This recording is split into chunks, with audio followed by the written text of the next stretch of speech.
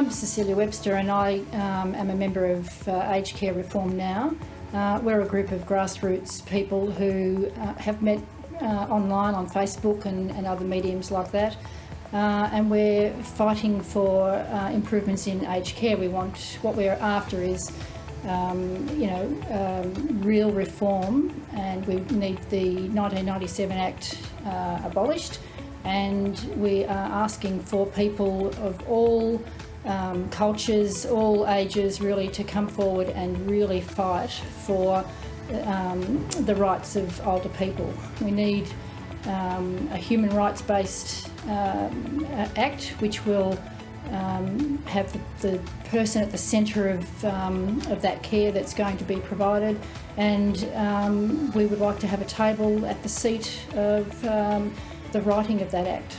So myself and Elizabeth, we've probably got about 97 years of nursing between us, everything from aged care to acute care, subacute care and palliative care. And we have seen what the 1997 Act has done to older people, to people coming from nursing homes, how it affects the health system, how it affects people's ability to choose what they would like in their older age care. And so we're asking for people to come forward from our local communities all around the country to come on board with us and have that fight with us, and really work and show the government how we want our aged care to be in the future. I'm Liz Barton. I've resided in Holt electorate since about 1968, so I've seen the development of the electorate. It's gone from being a semi-rural area with lots of green space to one of the fastest growing areas in the whole of Australia. As everyone knows, there's been a Royal Commission which was instigated in 2018 and finalised in 2020. We have a large older population in this electorate. We've got 5 or 6 residential aged care facilities, plus 5 or 6 nursing homes, depending on the borders you're looking at. The problem with, as has been identified by the Aged Care Royal Commission, is that our aged care facilities are no longer fit for purpose, both because of the increased population and also because of the 1997 Aged Care Act. Now, it was decided in the wisdom of the government at the time that they would cap the funding. This has created all sorts of problems. What that Aged Care Act brought about was it brought about nice new buildings, but it was decided, and there are records in Hansard, it was predicted, and exactly the problems the Royal Commission has identified was actually identified back as far as 1997. What happened was they had to cut expenses somewhere, so they decided that they would go for lesser paid staff, lesser qualified staff.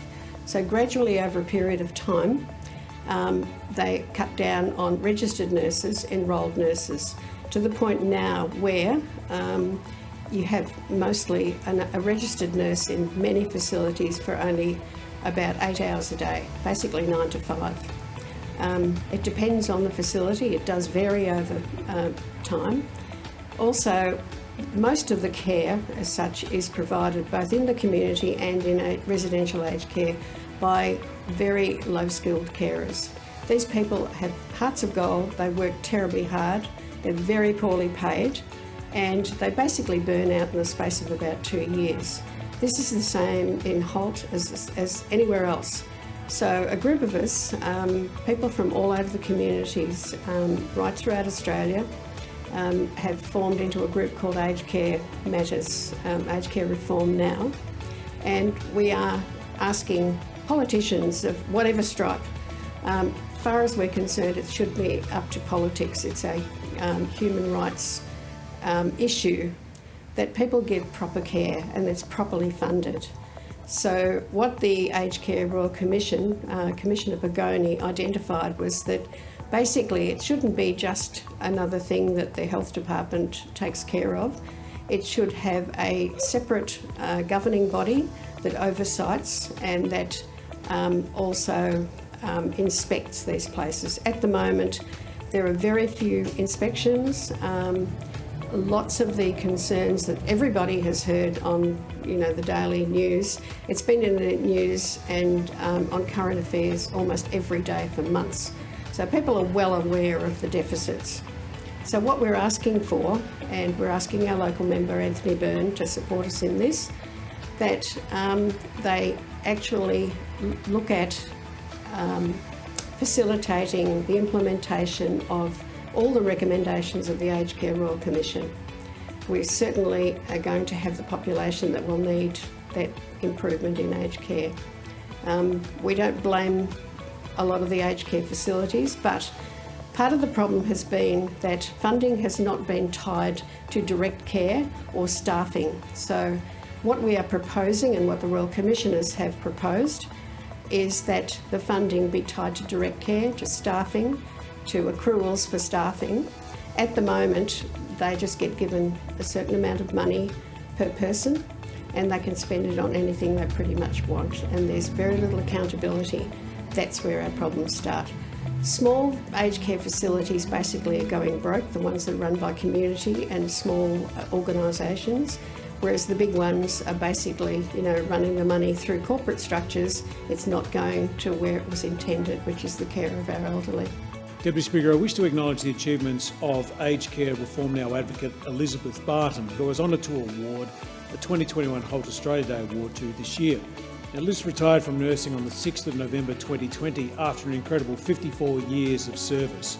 She's now dedicated to improving aged care services in Australia as an Aged Care Reform Now advocate. Now, Liz believes, and she's very qualified to be talking about this, that after 20 inquiries and a Royal Commission, that we need a new Aged Care Act along the lines of the Victorian Safe Patient Care Act, with proper staffing ratios and a focus on human rights of older people. Liz states that we must end the neglect in our aged care system and ensure mandatory reporting of elder abuses.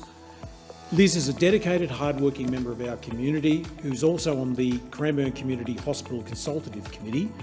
She's working to ensure that we deliver an amazing new hospital for local residents in Cranbourne. Liz has also previously made important contributions to the arguments for the important nurse-to-patient ratio legislation. Liz concentrated her submission on palliative care in the area in which she worked tirelessly for 18 years. Her experience and knowledge of the discipline only strengthened the profession's submission and made compelling arguments for the importance of qualified clinicians in the end-of-life care. Our community needs more like Liz Barton, a hard-working community advocate that doesn't mind standing up for what she believes in the aged care sector. Thank you, Liz, for many dedicated years of quality clinical care for patients and families at their most vulnerable time.